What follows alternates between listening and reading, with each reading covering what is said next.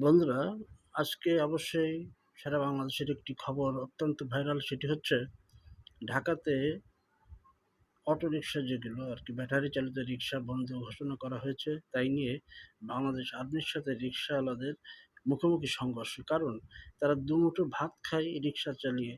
সেই ভাত খাওয়ার যে রুজি-রুটির ব্যবস্থা সেটি যদি বন্ধ করে দেওয়া হয় তাহলে তারা জীবনের মায়া ত্যাগ করে যেকোনো কিছু করবে। তো ব্যাপার হয়েছে কি, এগুলো করবার আগে তাদের একটু সময় দেওয়া উচিত বা তাদের একটা কর্মসংস্থান করা উচিত।